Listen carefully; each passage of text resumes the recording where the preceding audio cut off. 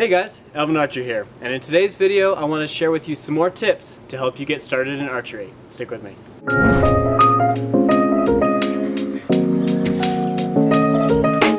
So if you haven't seen my first archery basics video, I'll put that up here. So I talked for a while in that video about getting your own equipment, but what I didn't talk about was maintaining that equipment once you have it. So that's our first subject, equipment maintenance. That sounded so boring. We need a new name for it. Unfortunately, I am creatively bankrupt. So in terms of your bow, basically your main piece of equipment, maintenance can vary based on whether you have a wooden traditional bow, a fiberglass bow like this one, or a compound bow or Olympic style recurve bow. All of those are made from different materials, so you need to maintain them differently. The one thing that stays common with all of them is making sure that nothing is damaged, including your strings and any attachments that you may have. A good test for the limbs is you simply put your ear up to it and knock. It should make the clean ringing sound that you're listening to right now. If you hear any buzzing or rattling or just a dull sound with no ring to it, it could mean that the limb is delaminated, meaning it's come unglued, or that there's a crack in the limb. One thing that's going to remain constant no matter what type of bow you have is making sure that your strings and cables are always waxed. All you need to do is rub some wax onto the string and then using your fingers rub it into the material. Adding wax to the string protects it from moisture and also stops it from fraying, which would ruin the string. Maintenance for compounds is a little bit different because you have more going on. First off, make sure the strings and the cables are waxed. I like to add a little bit of extra wax down by the cable slide. And then go through with your Allen key and just make sure that all the little bolts in, the limb bolts, the draw length adjustment, the sight, the rest, make sure they're all very tight. That'll make sure that your sight remains sighted in as you're shooting. Also, you do not want to lose one of these bolts because it is so hard to replace. So hard. Also, don't leave your bow neglected on a wall for so long that there's cobwebs on it. That's also a good idea. Finding the right place to store your bow is also really important. If you just kind of prop it in a corner, that can cause the limbs to warp over time, especially if you're using a wood bow. The way I store my bows, a couple of them are here, just hanging up on these pegs. This isn't a terrible place to hang bows. And the rest of them are here, hanging from hooks. For arrow maintenance, you're looking for straightness and damage, usually. While it's not so much a problem for carbon arrows like these, aluminum arrows like this one, and also wooden arrows, can tend to warp over time or if they get shot into something hard. To test for straightness, all you have to do, place the point against your palm and rest the end of the arrow on your thumbnail, then just spin the arrow. If your arrow is straight, it won't jump or rattle around on your nail. But if it's a little bit bent or crooked, as for damage, the widely accepted best way to look for it is by the flex test. The flex test is where you take an arrow and you flex it. Now you're looking for two things here. One, you're looking to see if there's any splinters that are going to rise up, and two, you're listening to see if you can hear any cracking or crunching sounds.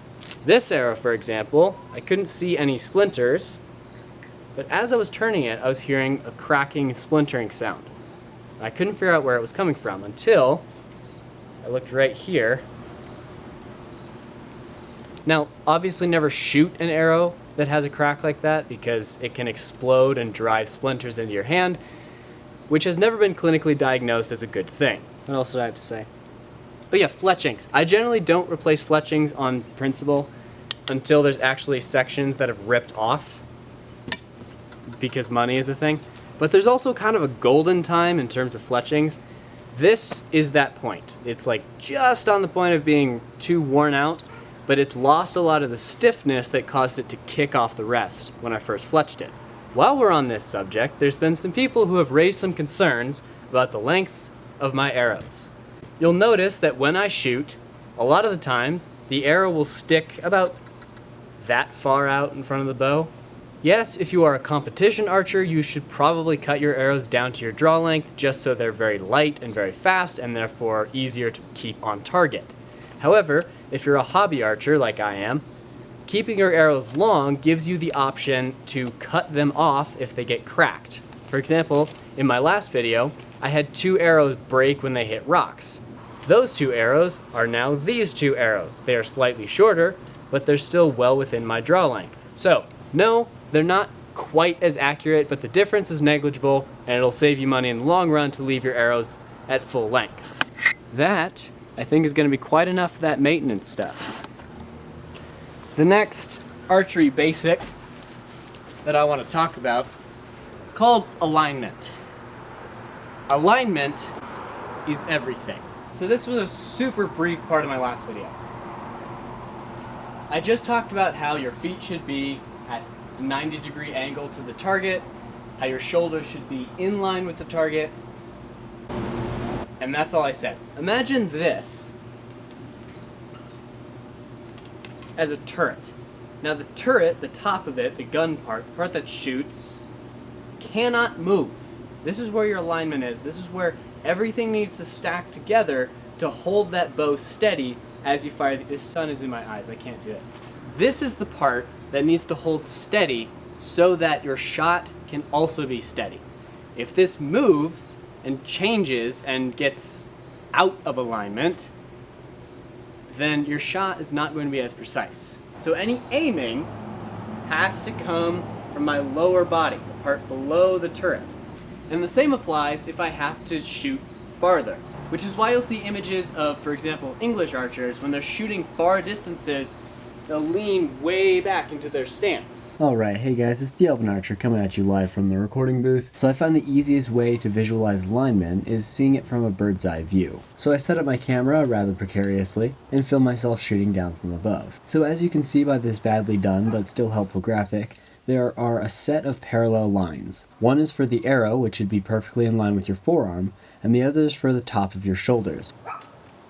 Now obviously there's going to be some movement because when all of the bow's energy is released, some of that dissipates into your arms and shoulders. But as you can see, it is considerably less than these shots where my alignment was totally off. Even the shots where I don't draw the bow back to its full potential, I'm still shaking considerably more in my shoulders and arms. Now an interesting little note here is that, as I said before, the turret head is the only part that needs to stay the same. So anything in your lower body can move, and your alignment can remain the same. So I hope you can see from those couple clips why alignment is just so important. It keeps your entire system steady. Let's see, was there anything else that I needed to talk about? Nope, looks like that's it. So thanks for watching that video, guys. I hope you enjoyed it. Hope you learned a little something from it as well. Now real quick before I end the video, I do have to give a little shout out. A big shout out, really. Now you may have noticed that the picture quality of my past few videos has been a little step above what it's been previously. That is all thanks to my friend over at Joshuography. I'll put a link to both of his channels down in the description, and a link to his channel. I already made that joke. I'll put a link to his channel up here. He hooked me up with this camera. It's a lot better than my previous one. So, thanks Josh for hooking me up with the camera. Thanks all of you for watching. I hope you enjoyed, because that's all I have for you today, guys. Archer out.